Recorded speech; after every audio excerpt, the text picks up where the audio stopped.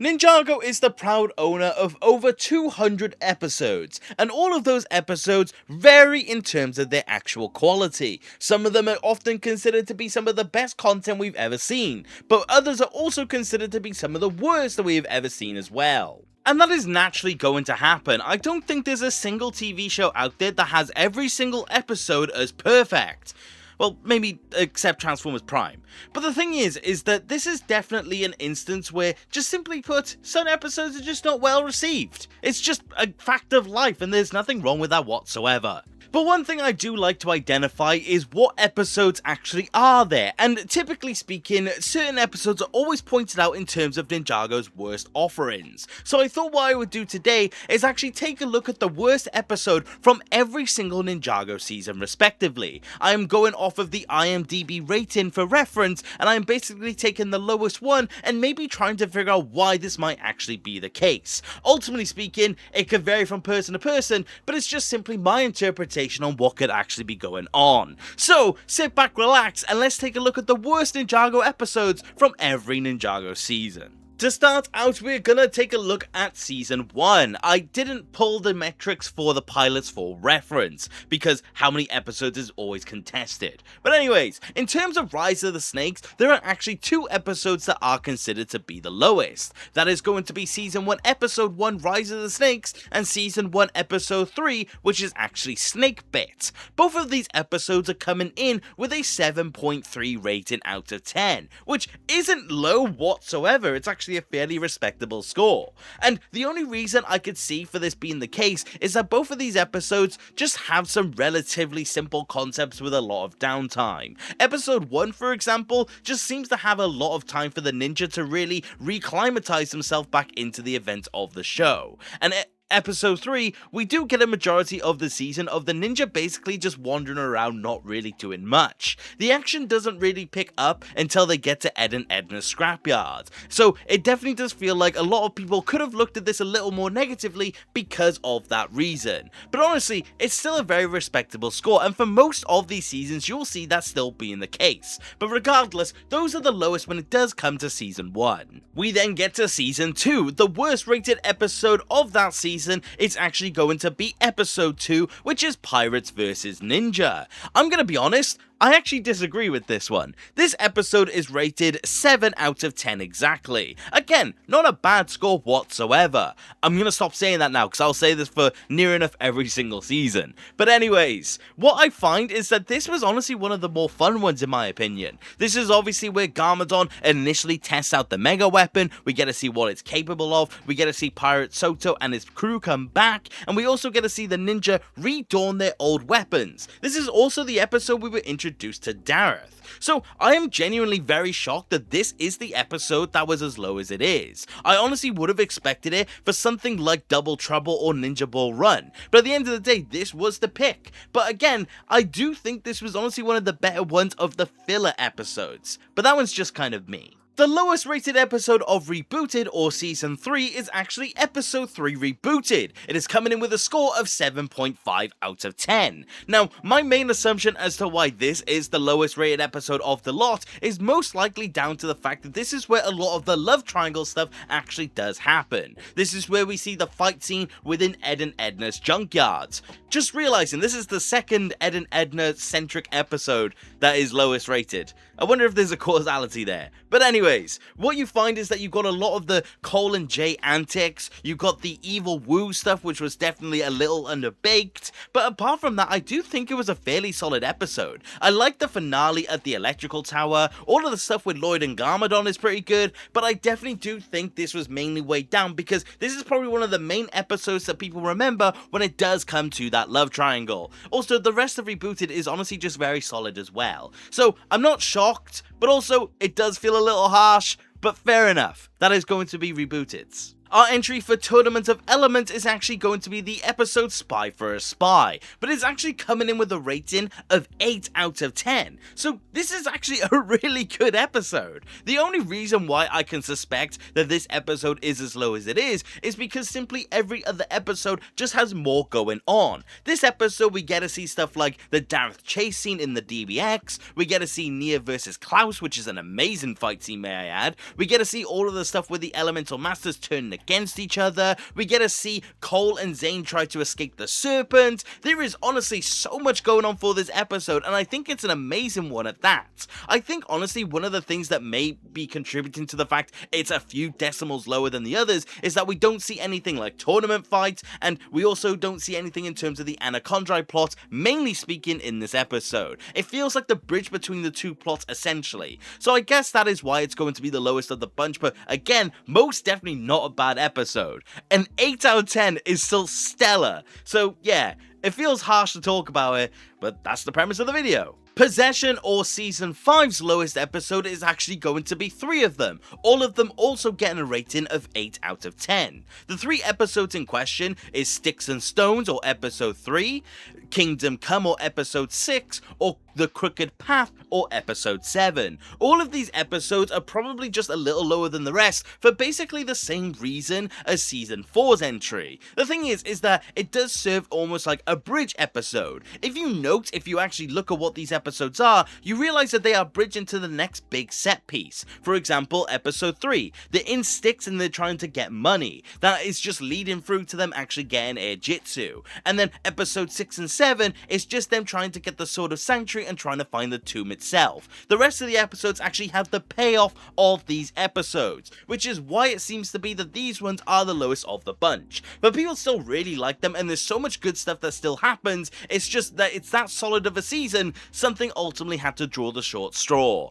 Very sorry when it does come to Season 5. The entry for Season 6, or Skybound, is going to be the first episode, which is Infamous. Now, this is the only canon episode, which would be a very funny reason for it to be as low as it is, but I digress. I'm assuming this is mostly because this is mainly just an episode to really lean you into what the concept of Season 6 is actually going to be. This is setting up the ninja being fugitives. This is setting up Narukon as a character. It is going through the whole thing of the ninja being famous. There is nothing really relevant on an overall scale when it does come to this episode in comparison to the rest of the season. It is honestly just one of those ones that is meant to set it up. It feels in similar vein to Season 1, Episode 1. So this definitely does make sense, but I will say I personally really like this episode. I think there's some good stuff in there, maybe apart from Dareth, but I digress. But yeah, I honestly don't have too much of an issue with this entry, but fair enough. It's the only canon one at the end of the day. Season 7, or Hands of Time's lowest rated episode, is actually going to be Scavengers. I was walking in expecting this to actually be the attack, but it turns out it is not. This episode is rated 7 out of 10, which again is not actually that bad. But again, the reason why I think this is the lowest rated episode is because again it feels like another one of those more transitional type episodes. There is nothing in this episode either that really does strike you as something that's iconic from Season 7, whether that's a good thing or a bad thing, but it definitely does just feel like one of those episodes that just kind of comes across as boring. The ninja for the most part are fighting Vermilion warriors just for random bits of scrap. No real significant fights, and then it's intertwined with the plot of Wu aging and also Zane being malfunctioned. It feels like there's just not a lot going on, and it mainly does just set up the next episode where we get to see Jay go off and actually help his parents, and we also get to see the fight for the next Time Blade. So again, I do think this comes down to another case of transitional episodes. But that is just me, but again, I'm very shocked it wasn't the attack. Following that then comes the Oni trilogy, and picking the worst of these seasons really does feel like picking your least favorite child. Season 8, or Sons of Garmadon, has the lowest rated episode again being the very first episode, The Mask of Deception, coming in with the highest rated of all of these so far, which is ironic for the video concept, but it's actually going to be getting an 8.1 out of 10. Again, extremely good, but this again does feel like just first episode syndrome. It is setting up the Sons of Garmadon, we're set up where the ninja have been, what they've been up to, introduces the royal family as well. Again, is mainly setting up just the subsequential episodes. It ends off with Lloyd learning more about Harumi, learning more about the Oni mask, learning more about the royal family. This is also one of the episodes that doesn't have one of the Wu flashbacks, which definitely does feel good for some of these episodes. So it does just feel like the episode that's just lacking the source that other episodes did have. Also, how did this first episode be able to contend with the ending of the season? Everything about Sons of Garmadon is absolutely amazing, so it definitely did have a high hope to live up to. So yeah, it makes sense that this is it, but honestly I feel bad for mentioning it. Same thing for Season 9, another case of just so many amazing episodes. Also, spoiler if I ever do a video of the highest rated, this season also has one of the highest rated episodes of all time, so yeah. But anyway, the lowest rated episode of Hunted is again going to have an 8.1 out of 10 score, and it's actually going to 2 different episodes. It's going to be going to Iron and Stone, and it's going to How to Build a Dragon. Now these episodes again are most likely falling under the transitional category. Again, just seeing what's happening in terms of everyone on the Ninjago side and everyone on the side of the First Realm. Not really anything too eventful going on, mainly just progressing the plot. For example, in Iron and Stone, we get to see the ninja have to battle with the fact that they now know they're elemental masters. And then in How to Build a Dragon, it's just mainly just showing off Wu, putting things together, and the ninja just being subjected to torture. So it just feels like one of those episodes that's transitioning to other ones. And again, especially when it does come to Hunted, there's a lot to live up to. Green Destiny, Saving Faith, Lessons from a Master. Those are fantastic episodes, and it just simply cannot compare to those penultimates. So, it definitely does make sense, but again, I do feel bad for it. But then to round off the Oni trilogy is of course March of the Only, or Season 10. Only having 4 episodes, but again very solid ratings. Lowest one again being an 8.1 out of 10,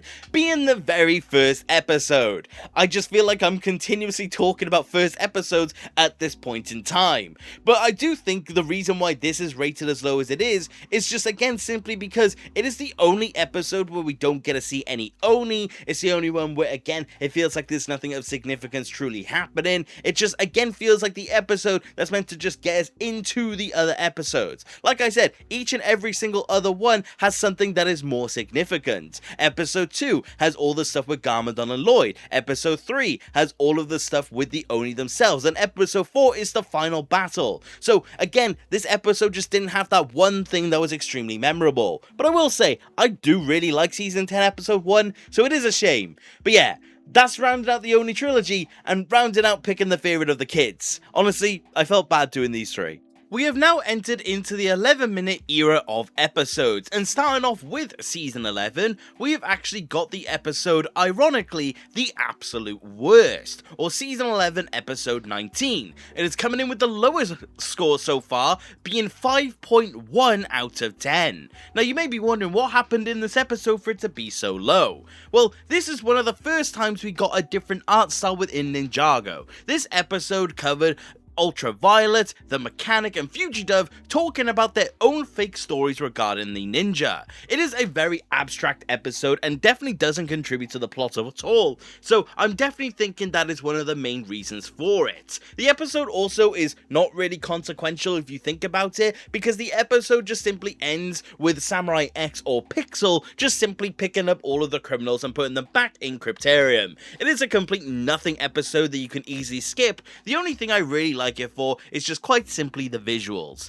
but just on the grand scheme of things, I understand why this one is as low as it is. Prime Empire, or Season 12, is going to be next, and the episode that's the lowest rated is the second episode, being Dire Island. This episode came in with a 7.1 out of 10.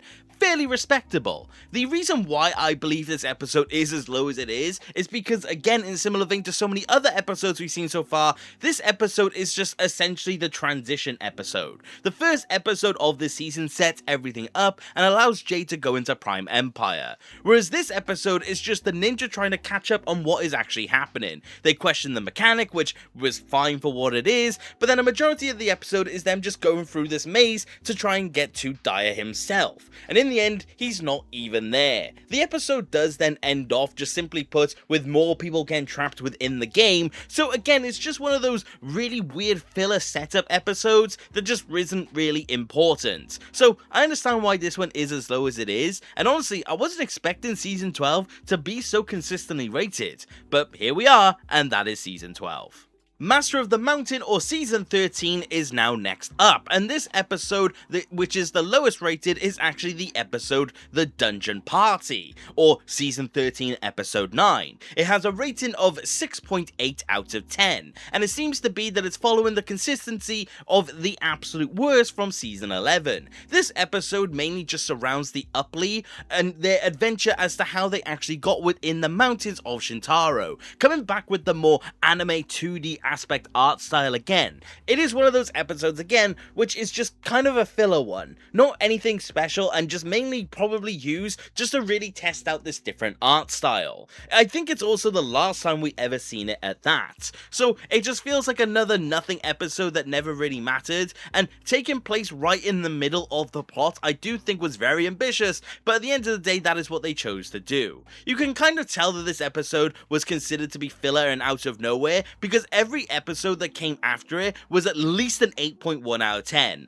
So very clearly, it just was in a really bad spot. But yeah, that's going to be the lowest episode for Season 13. We now get to the island. Only 4 episodes and fairly short at that, it was definitely curious to know which of these is going to be considered the lowest. And it's going to be the first one being Uncharted. Again, presumably just first episode syndrome. The 11 minutes that are setting up the ninja as to actually get into the island. Setting up why they're going to go there. The cool montage of actually being there is also alright. But again, it's just one of those episodes that exists just to set up the plot. Nothing overly special, and to be honest, the other 3 episodes of the island aren't even that much higher rated, which is honestly quite shocking because I actually really like the island. But this one was just simply not really well received by the looks of it. The highest rated one for reference is only 0.3 above it at 7.2. So it's just simply a case of a mid-season, and the first episode was just the most mid of the bunch.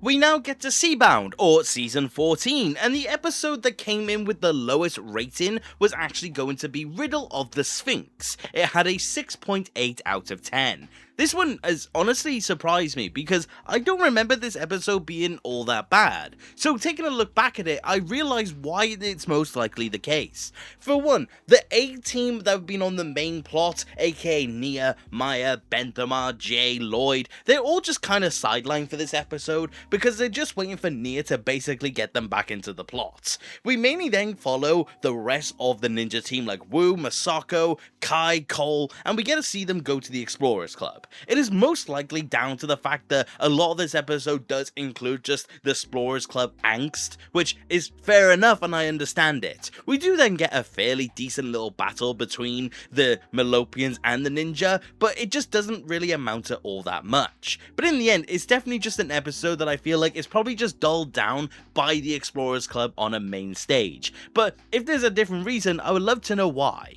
But then to round off the 11-minute era and the original run of Ninjago, we have got Crystallized, or Season 15. Now, this one might be a bit obvious to most people. The episode that is the lowest rated is Return of the Ice Emperor, which has a 5.9 out of 10. And I do think it comes down to a fairly obvious reason. The Return of the Ice Emperor was served as a joke, it was not taken seriously, and it was mainly just for the gag of the episode.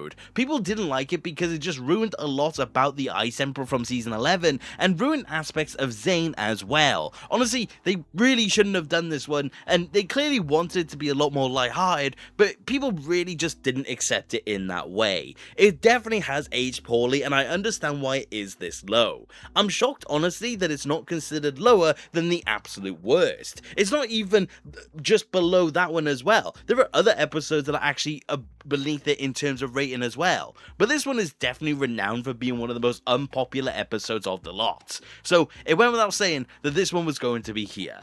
But we are now into the current era of Ninjago, and we are going to talk about the Dragon's Rising seasons up to Season 4 Part 1. Now, in terms of Season 1, of the 20 episodes that we can select, the lowest rated of the bunch is actually Episode 13, or Wildly Inappropriate. It got a 6.4 out of 10. Now, this is just most likely down to the fact that it was a part of the Dragon Core arc era, where all of the episodes were just basically one of the same thing. In particular, the Wildfire and Kai story, whilst being fine at points, it definitely did just feel very weak in comparison. Of course, that is my opinion, and my guess as to why it's this low, but of course that is just me. I will say a lot of the other Dragon Core episodes are also fairly low in comparison, so I do think that is going to be the reason why. It's the only reason I can actually see it being the case, but I definitely do think this was the highlight of how boring this arc truly was. So that is why I believe that is going to be the lowest rate of that season.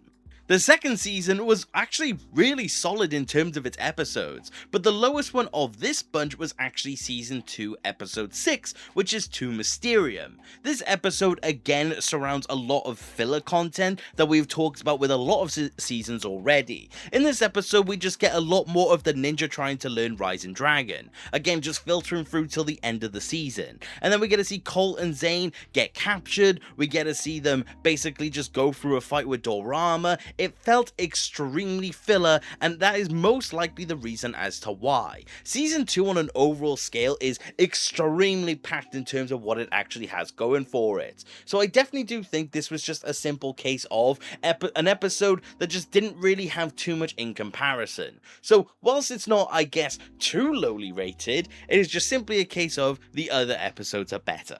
The lowest rated episode of Season 3 actually was kind of a shock to me, because there is some very divisive episodes when it does come to this season, but the lowest rated of the bunch is actually going to be the first episode, being The Missing. This episode came in with a rating of 7.5 out of 10.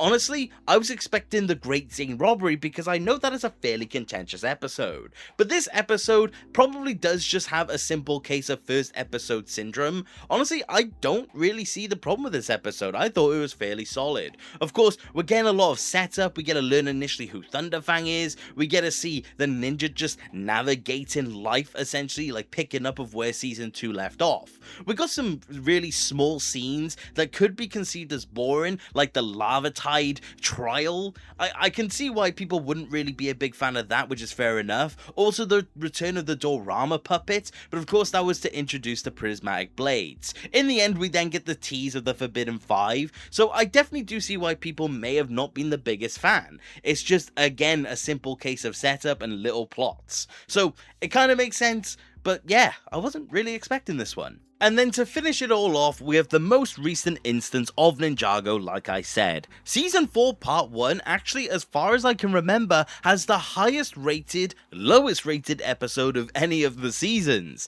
It is actually going to be Season 4 Episode 7, The Grand Inquisition. The only reason I could see this being the case is down to the fact that there's a lot of emphasis on the whole court case in Umbra Sylvis. This is still an episode that is rated 8.4 out of 10. That is higher than other seasons' highest rated episodes, so take that into consideration. But in this episode, like I said, a lot of court stuff, but at the same time this episode has some really fun stuff, like all of the stuff with Tween Lloyd. We get to see some stuff with Jay, Kai and Nia. It's honestly a really good one. The biggest standout of this episode is the Lloyd stuff, and honestly the reason why I wasn't expecting this whatsoever. But again, I can understand why the other episodes are higher, because after this we get to see Dragon Lloyd and Evil Lloyd. Before that we get to see a lot of the initial stuff with all of the plots, so I can understand why this is the case. But yeah, certainly going to be shocked to say the least. Like I said, the only reason I can see this being the case is Umbra Sylvis. But yeah, even though it's really highly rated, it is still the pick of this season. But with that done, that is all of the lowest rated episodes of each Ninjago season. And I would like to know, of all of these, which is your least favourite and which is your favourite of the bunch? I would love to know your opinion on it, because I do find this fairly interesting because the variety of scores that we do have. And also, let me know if you want to see me do this with the highest rated episodes of all of the seasons as well. I would love to know what you think, because I do think this was a fun one, and I would like to know your opinion, of course. But thank you very much for watching the video, and I do hope you enjoyed, and if you did, please consider subscribing. I love discussing Ninjago with more people, and if you do want to support the channel any further, which you do not have to, you could always become a channel member and join the legends that you see on screen. Each of you, your support means the absolute world to me, and I truly cannot thank you enough. But like I said, that's about it for today, and take care. Okay, bye!